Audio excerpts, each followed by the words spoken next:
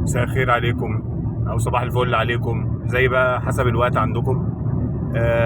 طبعا انا بقالي كتير قوي ما بعملش فيديوهات على القناه، وده الظروف شخصيه عندي. لكن لقيت بقى ان الوقت دلوقتي ان انا اعمل فيديو، حتى لو 5 هيشوفوه او 10 هيشوفوه. حابب بس اتكلم على رايي في اللي بيحصل مع المنتخب وكاس الامم الافريقيه. تعالوا كده نبدا واحده واحده.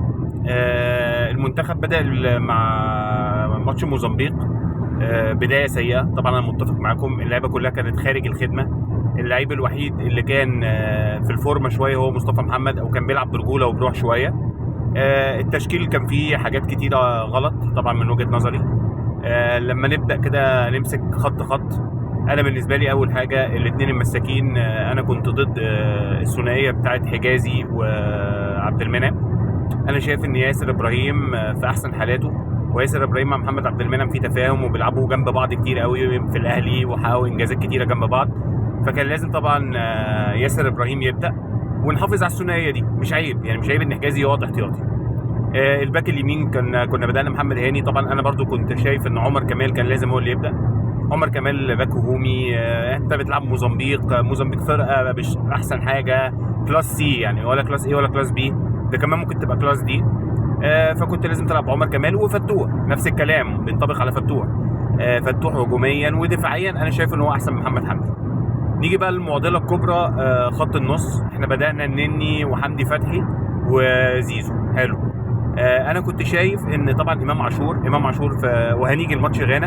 امام عاشور طبعا اثبت بما لا يدع مجال الشك ان هو احسن خط نص في مصر. تلعبوا بقى 6، تلعبوا 8، لعيب جامد، لعيب لياقه ما شاء الله عليه. بيلعب بروح. بيعرف يعمل كومباك يعني في الماتش نفسه. لو مثلا عمل باص غلط بيقدر يرجع يصلح غلطته. بيشوت بوكس تو بوكس بيرفكت زي ما الكتاب بيقول. فلازم كان امام عاشور يبدا. انا كنت شايف ان لازم كان امام عاشور ومروان عطيه. مروان عطيه في احسن حالاته دلوقتي، كان هيبقى مروان عطيه 6 وامام عاشور 8. ولو عايز تلعب بثمانيتين ممكن تلعب بامام عاشور وزيزو، او ممكن تلعب بامام عاشور وحمدي فتحي. لكن الثلاثي اللي هو حمدي فتحي والنني مع بعض، انا شايف ان هم ما ينفعش يلعبوا في ماتش واحد. هتيجي الحته اللي قدام. مفيش اختلاف على محمد صلاح. انا شايف ان صلاح كان لازم طبعا يلعب جناح يمين، والجناح الشمال تريزيجيه. طبعا احنا بدانا تريزيجيه هايل برده، ما فيش كلام عليه. مصطفى محمد. فدي بس كانت ملاحظاتي على التشكيل. مستوى اللعيبه كان غريب. اداره فيتوريا للماتش كان غريب جدا وسيء جدا. فيتوريا تحس ان هو كان واقف تايه، مش عارف ياخد قرارات.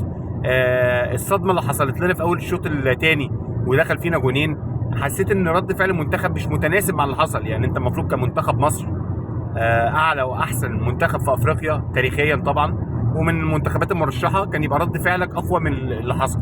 لكن انت تحس ان اللعيبه كانت مستسلمه. ما اعرفش بقى، اللياقه، الرطوبه مأثره، بس كل الكلام ده مش مبرر. انت كلعيبه، انت عندك محلل اداء وعندك معد بدني وعندك كل الاجهزه الحديثه. فانت معلش مع احترامي، انت مش منتخب صغير علشان تتحجج بالرطوبه. فانت بتتكلم لا. الماتش الاول كان وحش جدا طبعا محبط. جينا للماتش الثاني، قلنا فيتوريا هيعدل في التشكيل. فيتوريا بدأ نفس الكلام. هو الحاجه الوحيده اللي عملها في الخط الدفاعي ان هو حط عمر كمال، لكن برده ما بدأش بفتوح، ودي غلطه. خط النص بدأ بامام عاشور، ماشي كويس، لكن بدأ برده بنفس الكلام بحمدي فتحي والنني، ونفس الغلطه. ما ينفعش الاثنين يلعبوا في ماتش واحد. كان لازم بدل النني كان يلعب بمروان عطيه. وحصل بقى الاصابه بتاعت صلاح. والميزه اللي حصلت لما مرموش وتريزيجيه لعبوا في ماتش واحد وادونا الفكره دي. ايه الفكره؟ ان الاثنين ممكن يلعبوا في ماتش واحد. انت مش لازم تلعب الاثنين ده جناح شمال وده يبقى البديل بتاعه. انت ممكن تلعب الاثنين في ماتش واحد.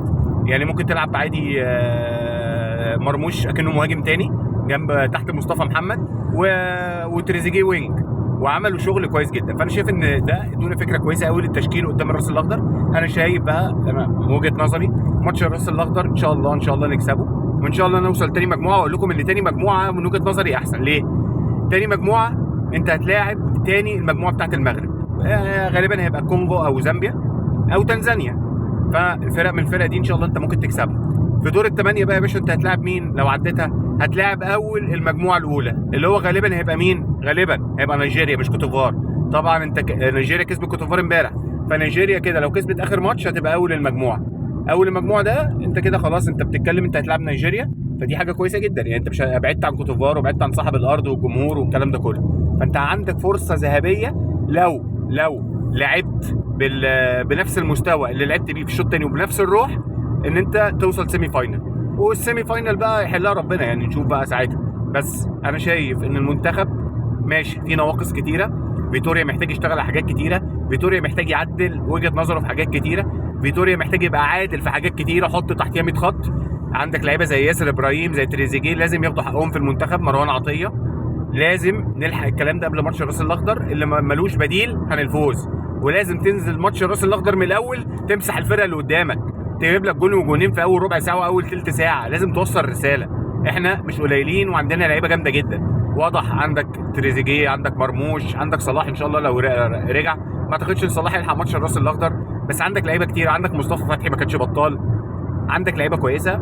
بس اتمنى من فيتوريا ومن الجهاز المعاون ان يوصل لفيتوريا حرقه الدم اللي عند الشعب، ويوصل للعيبه ان هم محتاجين يبذلوا جهد، يبقى عندهم روح. حط تحتيها 100 خط. جيل 6 و8 و10 2008 و2010 و2006 ما كانش بيكسب عشان هو احسن منتخب، كان بيكسب عشان الروح يا جماعه، كان عندهم روح. كنت تلاقي حسني عبد رب ومحمد شوقي واحمد حسن موتين نفسهم في نص الملعب، تلاقي قدام ابو تريكه وزيدان ومتعب وعمرو زكي موتين نفسهم، ورا تلاقي وائل جمعه وعصام الحضري وهاني سعيد. يعني جيل يا جماعه كانوا رجاله وبيلعبوا بروح. اتمنى، انا بقول لكم تاني، احنا ان شاء الله طريقنا سالك، بس ده في حاله ان احنا كسبنا الراس الاخضر. وان شاء الله انا متفائل لو لعبنا نفس الاداء اللي لعبناه في الشوط الثاني وختمنا بيه الماتش اللي فات، ان شاء الله انا متوقع ان احنا ممكن نوصل سيمي فاينل وطريقنا هيبقى كويس ان شاء الله. ان شاء الله تفائلوا معايا دايما كده، البدايات الوحشه ممكن تؤدي لنهايه كويسه. وعندك في 2017 وعندك 2021 البطوله اللي فاتت، انت بدات بدايه سيئه في الدور الاول وقعدت تتدرج لحد ما وصلت فاينل، وكنت ممكن تاخد البطوله اللي خسرتها بضربات الحظ. شكرا جدا ليكم، واتمنى تكتبوا لي في الكومنتات هل حابين ان احنا نعمل فيديوهات على مدار البطوله، ولا بخ بقى ونكمل نخلي القناه تفضل كده خامده وما نكملش فيديوهات. شكرا ليكم جدا، وكان معكم مروان من قناه خط دفاع الاهلي. سلام.